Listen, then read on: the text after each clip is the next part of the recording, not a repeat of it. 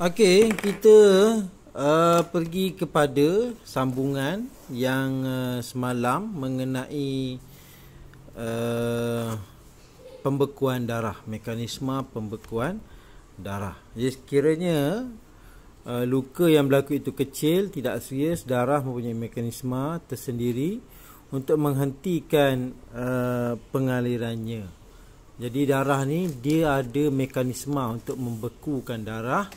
Kalau luka tu kecil lah, contohnya kamu terpotong pisau sikit kat jari kan. Jadi darah ni dia akan membeku mengikut mekanisme seperti di bawah ni. Okey, mula dengan salur darah luka. Platelet akan berkumpul terlebih dahulu di tempat luka tu. Kemudian platelet ni dia akan membebaskan thrombokinase. Thrombokinase kemudian terdapatnya ion kalsium dan vitamin K yang menyebabkan apa? Menyebabkan apa? Dia thrombokinase ni akan tukarkan daripada protrombin ni kan? Protrombin ni ditukar kepada trombin. Dia ada terdapat protrombin. Dengan adanya thrombokinase, enzim ni campur dengan ion kalsium, campur dengan vitamin K, dia akan tukarkan protrombin kepada trombin. Lepas tu trombin ni dia akan tukarkan fibrinogen kepada fibrin. Fibrin ni pula dia akan membentuk darah beku. Okey, darah beku membentuk keruping. Jadi dengan adanya platelet ni, sebelum ni kan kita ada belajar dalam darah ada platelet, apa fungsi dia? Inilah dia. Itu pembekuan darah. Bermula dengan apa? Dia akan membebaskan thrombokinase. Sejenis enzim. Enzim dia akan teruskanlah macam inilah, protrombin tukar kepada trombin. Trombin ni pula dia akan tukarkan fibrinogen ni kepada fibrin. Kalau fibrin ni dia akan membentuk di tempat luka tu, terbentuknya fibrin. Fibrin ni menyebabkan darah tu menjadi beku. Darah beku, darah tak boleh mengalir. Dia akan stop situ. Okey, kita pergi ke gambaran lah yang lebih, dia ada gambar. Kali ni gambar yang lebih menyebabkan kamu boleh lebih faham lah. Tengok gambar ni. Okey. Luka menyebabkan sel-sel darah keluar dari salur darah yang pecah. Platelet akan berkumpul dan menutup luka sementara. Jadi bila mana ada luka terpotong sahaja, ni salur darah ni, ni salur darah, terpotong saja menyebabkan darah tu keluar. Tapi platelet akan berkumpul di sini untuk menutup sementara. Dia akan berkumpul sini untuk tutup sementara salur darah ni daripada mengelakkan sel darah merah keluar. Kemudian dia akan melepaskan thrombokinase, enzim yang kompleks. Kemudian thrombokinase ni dia akan bergabung dengan ion kalsium tambah dengan vitamin K, akan tukarkan protrombin kepada trombin. Protrombin ni ada kat mana? Protrombin tu ada dalam darah. Ada dalam darah. Dalam darah tu kan, banyak darah tu memang ada protrombin. Protrombin tu dia tak aktif. Dia jenis protein yang tidak aktif. Dan dia akan ditukarkan kepada trombin, iaitu protein yang aktif. Kemudian sel-sel darah merah terperangkap dalam jaringan fibrin. Jadi sebenarnya apa jadi? Trombin tu yang telah pun terhasil tu dia akan tukarkan fibrinogen, protein larut, kepada fibrin, kepada berbenang protein. Jadi daripada fibrinogen ditukar kepada fibrin. Dari mana datangnya fibrinogen ni? Fibrinogen ni memang ada dalam darah, tapi dia tidak aktif. Dari mana ditukarkan kepada fibrin, dia jadi aktif. Jadi berbenang protein. Jadi mewujudkan berbenang, dia akan memerangkap sel darah merah ni kat sini. Dia akan perangkap menyebabkan tempat darah, sel darah merah tu membeku di sini. Luka bagi dia perangkap membentuk jaringan di atas luka bagi memerangkap sel-sel darah merah. Seterusnya membentuk darah beku. Kemudian darah beku akan mengeras dan membentuk keruping di bahagian bawah keruping sel-sel baru terbentuk dan menutup luka. Jadi proses ni berlaku dengan cepat sebenarnya. Pembekuan darah ni berlaku dengan cepat. Okey. Jadi terdapat beberapa penyakit berkaitan dengan pembekuan darah. Okey, memang ada penyakit yang mana dia dalam pembekuan darah ni ada antara manusia ni ada yang penyakitnya dia darah dia tak mampu membeku. Apa kesan dia? Kesannya apa sahaja, di mana sahaja luka terbentuk pada badan dia, terutamanya di bahagian gigi dia, gusi dia, kan? Kalau luka, darah tu akan sentiasa mengalir, dan boleh menyebabkan kesan yang serius lah, kan? Okey, hemofilia, penyakit genetik yang berkaitan dengan pembekuan darah. Pesakit kekurangan gen yang penting untuk menghasilkan faktor pembekuan yang diperlukan dalam tindak balas pembekuan darah. Okey, jika berlaku luka walaupun kecil boleh menyebabkan kehilangan darah yang berlebihan. Sebab apa? Darah dia tak membeku. Okey, luka yang serius boleh menyebabkan kematian. Kalau luka dia tu besar dan dia akan sentiasa mengalir walaupun sudah diikat, ditutup, dia akan mengalir. Sebab apa? Darah dia memang tak beku, kan? Darah tu tak beku nak tutup dia punya luka. Okey, selain itu pesakit juga mungkin mengalami pendarahan dalaman atau di bawah kulit, terutamanya di bahagian sendi. Jadi dalam kehidupan seharian kita memang sentiasa ada je mana-mana luka, kan? Dan mekanisme pembekuan darah ni sentiasa menutup tempat-tempat luka itu, terutamanya di bahagian sendi. Tapi pembekuan darah ni tak berlaku pada pesakit hemofilia. Darah sentiasa mengalir apabila terdapat luka di mana-mana bahagian di badan dia. Okey, terdapat satu lagi penyakit. Yang ni jaranglah dengar, tapi dia disebabkan oleh genetik juga, kan? Iaitu kita panggil trombofilia. Okey, bila mana kamu dengar saja perkataan trombo ni maksud dia apa? Sumbat, kan? Tersumbat. Dia ada satu benda yang menyumbat salur darah. Trombo. Okey, trombofilia turut dikenali sebagai hyperkoagulasi. Maksudnya hyper ni banyak, tinggi. Koagulasi, pembekuan. Maksudnya pembekuan tu berlaku dengan banyak, kan? Atau darah kental. Darah tu kental, darah tu jadi boleh membeku, kan? Di mana-mana sahaja di bahagian tubuh badan dia tu, kan? Trombofilia juga merupakan pembekuan darah. Berkaitan dengan pembekuan darah, sel-sel darah pesakit cenderung untuk membentuk gumpalan yang melekat di dinding lumen yang dipanggil thrombus. Jadi kan kita ada salur darah. Salur darah ni dalam ni kita panggil lumen. Ni tempat darah mengalir ni lumen. Ada kalanya darah-darah ni dia melekat kat dinding-dinding ni. Bila mana dia melekat sini, dia memendak kat sini, apa jadi pada salur darah ni? Dia akan tersumbat. Okey,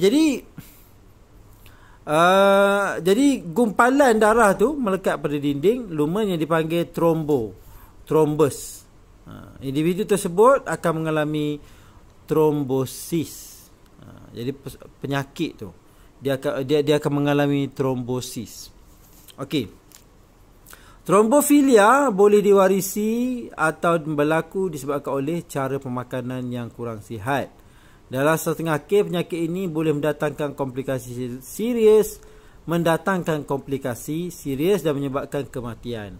Jadi kamu bayangkan kalau yang tersumbat tu adalah arteri, Arteri ini adalah urat ataupun salur darah yang membawa darah beroksigen.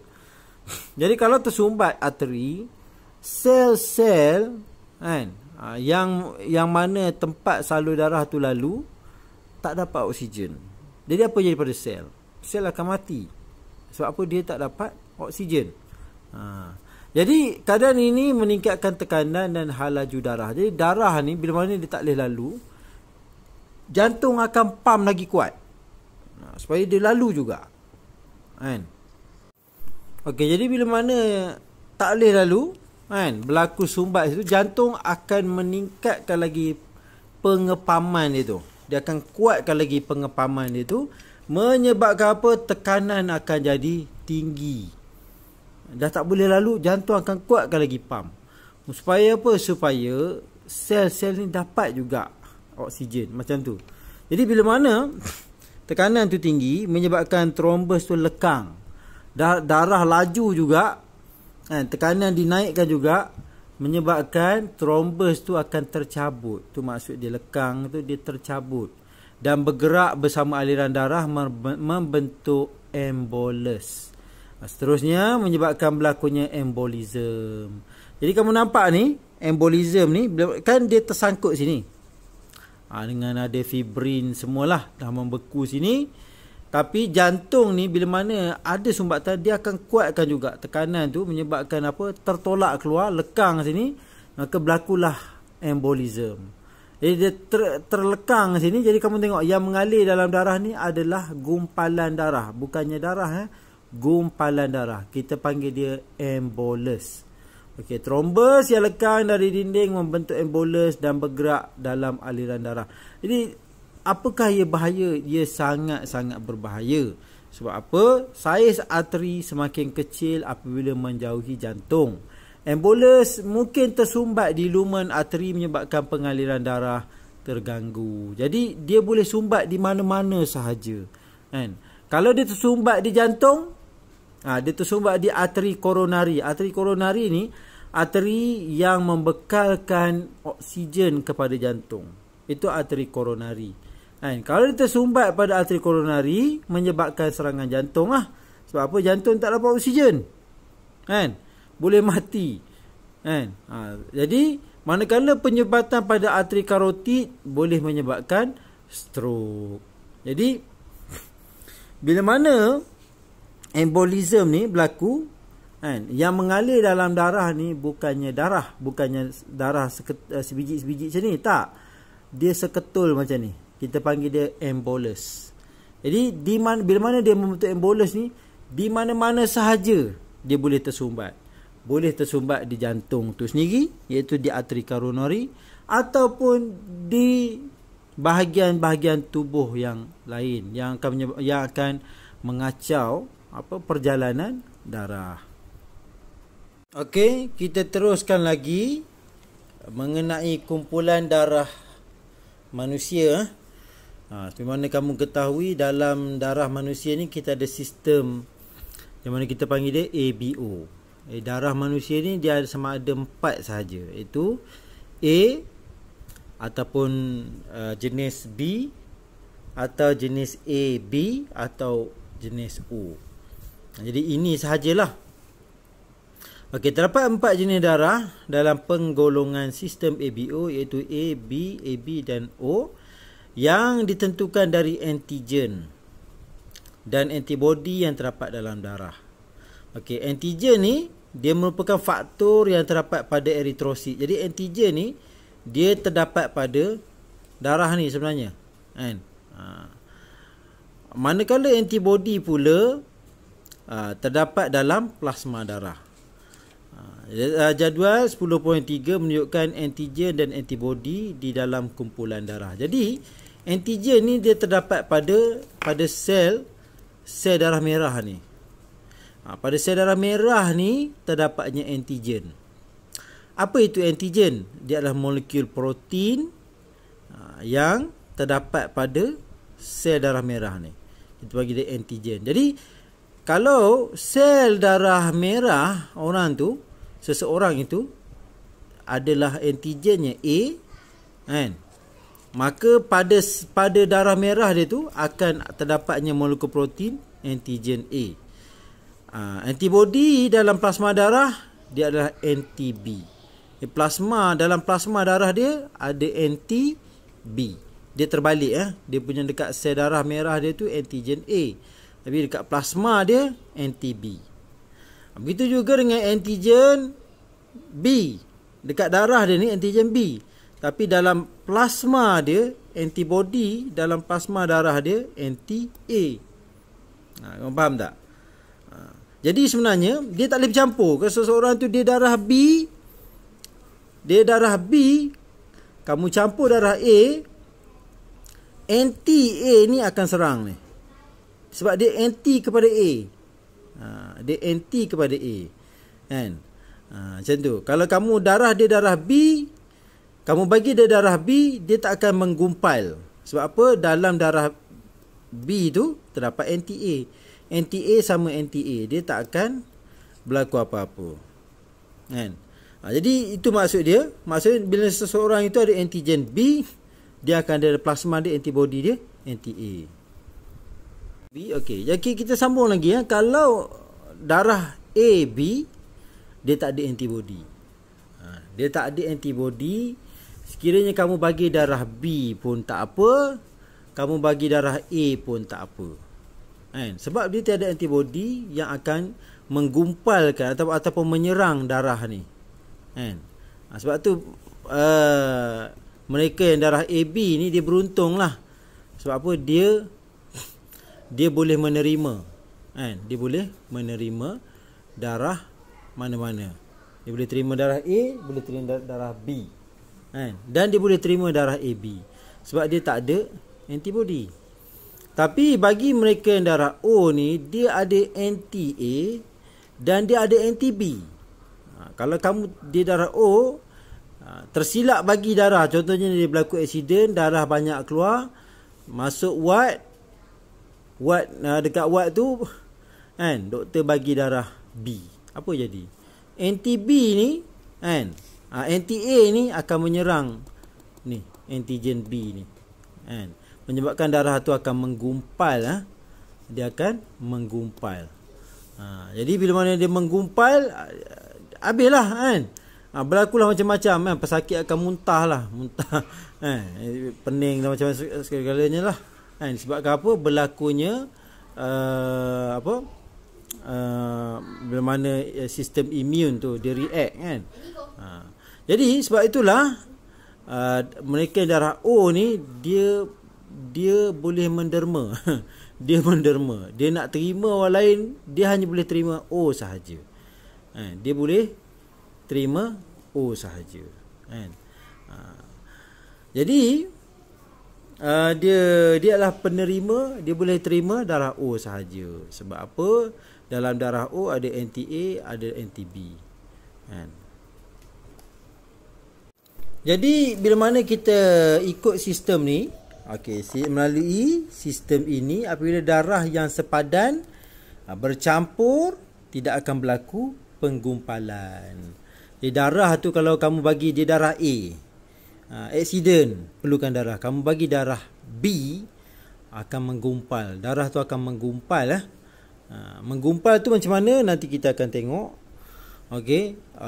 Oleh yang demikian, pemindahan untuk tujuan kecemasan haruslah dari jenis darah yang sepadan dengan darah penerima. Pemindahan darah yang tidak sepadan akan menyebabkan berlakunya aglutinasi. Aglutinasi ni adalah penggumpalan.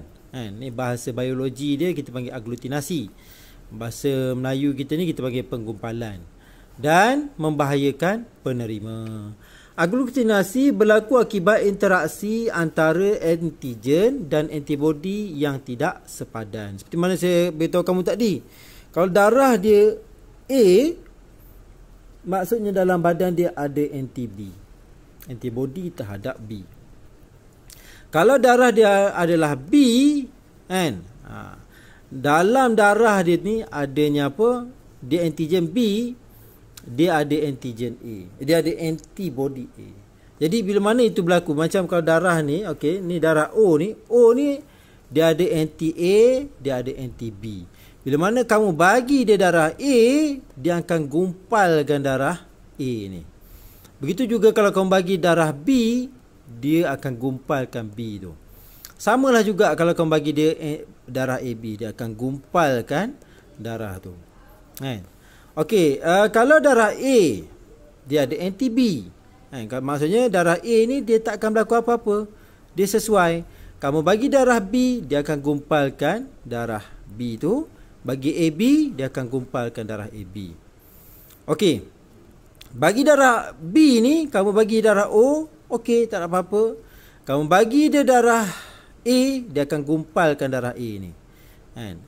B ni, kalau kamu bagi darah B juga, okey, dia okey, no problem. Tak ada apa akan berlaku. Bagi darah AB, dia akan gumpal. Begitulah juga dengan darah, tapi darah AB ni dia special. Sebab apa? Dia tidak ada mana-mana antibody. Sama untuk A ataupun untuk B. Kamu bagi dia darah O, okey, dia boleh terima. A pun dia boleh terima, B pun dia boleh terima. Darah AB, lagilah dia boleh terima. Okey, jadi di bawah ni dia ada lagi penerangan mengatakan bahawa AB ni dia boleh terima semua. Jadi sebab itulah kita panggil dia penerima universal. Manakala O ni pula dia boleh derma kepada semua. Dia boleh derma kepada semua. Jadi sebab itulah dia adalah penderma universal. Okey. Kamu tengok sini, ini adalah jadual yang mana ditunjuk pada kamu kesesuaian pendermaan. A dia boleh derma pada A dengan AB. B dia boleh derma pada B dengan AB. Kalau AB dia hanya boleh derma pada AB sahaja. Kalau O dia boleh derma pada A, B, AB, O. Kesesuaian penerimaan darah, orang yang darah A ni pula dia hanya boleh terima A dengan O sahaja. B dia boleh terima B dengan O sahaja. Kalau AB dia boleh terima A, B, AB dengan O.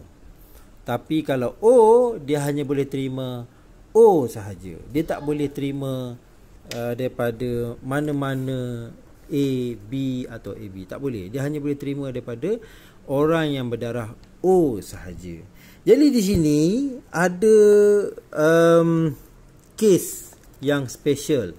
Yang mana kita panggil dia rhesus.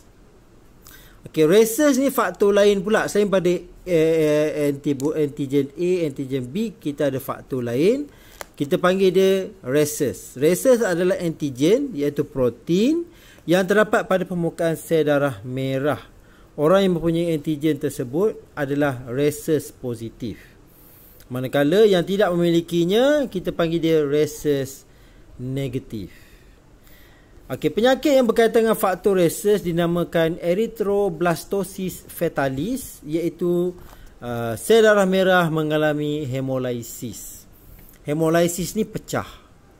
Okey, jadi mereka yang rhesus positif sebenarnya dia tak boleh terima sesuka-suka darah, kan? Kalau dia ada rhesus positif, kita kena berhati-hati. Okey, erythroblastosis fetalis akan berlaku sekiranya seseorang yang rhesus negatif menerima darah rhesus positif. Kan? Contohnya berlaku erythroblastosis fetalis adalah, okey, kamu tengok ni contoh-contoh dia. Okey, jadi kalau orang tu dia rhesus negatif. Rhesus negatif ni dia tak ada rhesus lah, dia tak ada faktor rhesus.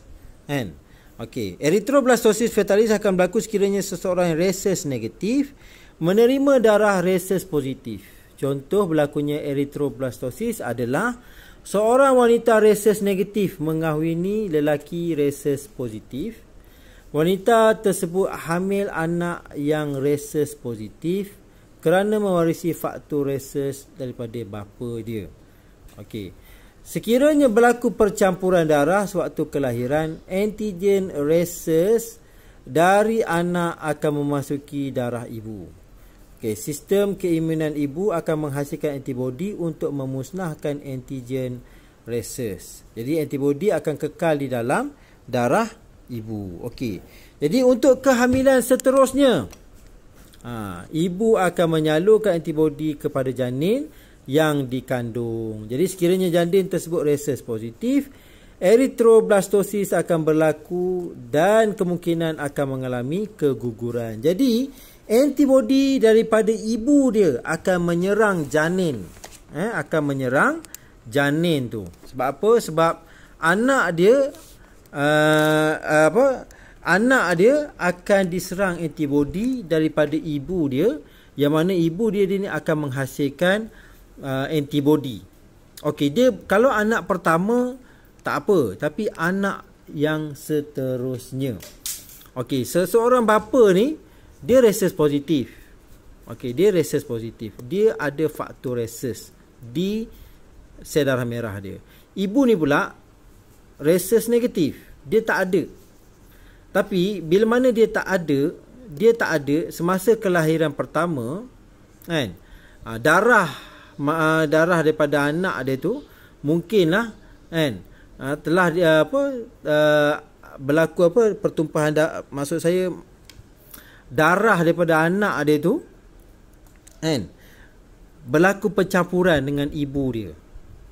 Mungkin masa beranak tu lah sebenarnya, kan. Masa beranak tu, okey, darah anak dia ni keluar, kan, dan dia akan memasuki dalam badan ibu dia. Jadi apa jadi? Ibu dia ni rhesus negatif. Ibu dia ni tak ada faktor rhesus. Jadi bila mana ibu dia terima darah daripada anak dia tu, dia akan membentuk antibody untuk menyerang rhesus positif. Ini berlaku kehamilan pertama.